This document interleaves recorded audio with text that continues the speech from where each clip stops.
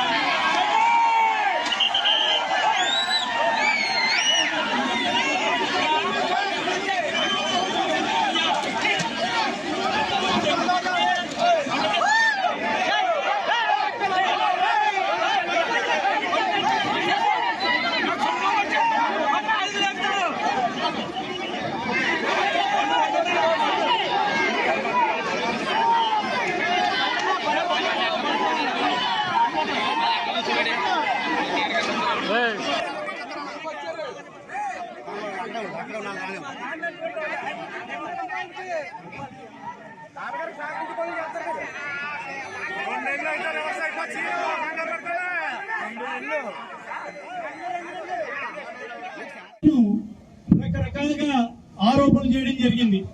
తను ఎలాగూ రాలేదు. మరి మీడియా సోదరులు ఉన్నారు. మీడియా సోదరుల సమక్షంలో తను చేసిన ఆరోపణలకు కూడా ఏవైతే ఉన్నాయో అవి నేను చెప్తున్నాను. తను చేసిన ఆరోపణలు, అదే విధంగా తన పైన ఏవైతే ఆరోపణలు వచ్చినాయో ఆరోపణలకి డైరెక్ట్ గా అతని హయాంలో ఎవరి దగ్గర ఎంతెంత డబ్బులు తీసుకున్నారో వాళ్ళందరూ కూడా ఇచ్చిన విజువల్స్ ఇప్పటి వరకు కూడా మీరు చూసే ఉంటారు. చాలా విజువల్స్ వచ్చినాయి.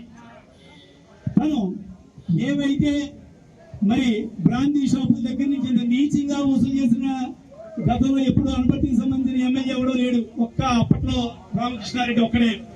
ఏ రకంగా బ్రాందీ షాపుల దగ్గర నుంచి, లేఅవుట్ల దగ్గర నుంచి, ఆఖరికి మైనింగ్ దగ్గర నుంచి, కాంట్రాక్టర్ల దగ్గర నుంచి, ఆఖరికి రైతులు పండించే ధాన్యం సొసైటీల దగ్గరికి వెళ్తే అక్కడి నుంచి కూడా సొసైటీల దగ్గర నుంచి కూడా ఏ రకంగా దోచేసాడా అవన్నీ కూడా ఆధారాలతో ఉన్నాయి. వాటికి సమాధానం చెప్పడం, మనం ఎదరోళ్ళ మీద ఆరోపణలు చేసినప్పుడు, నిజమైన తప్పైన ఆరోపణలు చేసినప్పుడు మన పైన వచ్చిన ఆరోపణలకి మనం క్లియర్ చేసుకున్నప్పుడు ఆరోపణలు చేయాలి. దానిపైన సమాధానం చెప్పడానికి ఉంది. డైరెక్ట్ గా ఎవరైతే డబ్బులు ఇచ్చారో వాళ్ళే వీడియోలోకి వచ్చారు. ప్రత్యక్షంగా ఎక్కడే ఉన్నారు. బాబు నా దగ్గర 8 లక్షలు తీసుకున్నా అని చెప్పడానికి రెడీగా ఉన్నారు. తనకు ముఖం చల్లకి ఇక్కడికి ఏదో రకంగా రాకూడదంటే తప్పించుకోవాలి. తప్పించుకోవడానికి అక్కడ ధర్నాని అదని ఇదని చేస్తే ఏదో రకంగా తప్పించుకోవడానికి వస్తున్నారు. ఇప్పుడు అతను చెప్పినట్టుగా హెలికాప్టర్ మీద వస్తే మేము చాలా హ్యాపీగా ఉన్నాం. ఎందుకంటే మాకు కావాల్సింది అతను చర్చకి సిద్ధమైతే చర్చ, ఒకవేళ యుద్ధానికి సిద్ధమైతే యుద్ధం. ఎక్కడ వెనకేసేది లేదు. అదేవిధంగా మరి రామకృష్ణారెడ్డి కొన్ని ఆరోపణలు చేశాడు. ఆరోపణలకి నేను